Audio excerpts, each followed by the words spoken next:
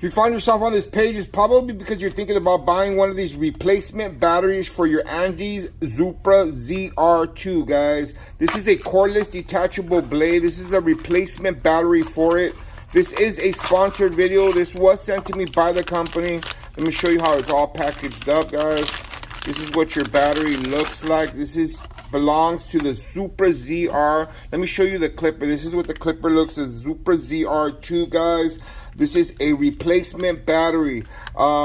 If you guys don't know about Supra ZR is one of the best detachable blade clippers out in the industry, guys. This clipper does not come included with this package. This is only for the replacement battery. But you guys can see right here, look at this.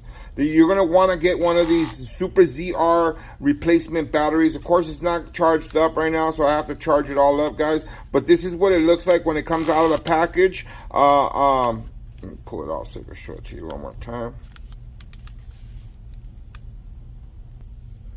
So when you take out the battery, guys, you just push down right here and it's going to slide right off. You're going to push it back, comes right off. So this is a replacement battery by Artisan Power, guys.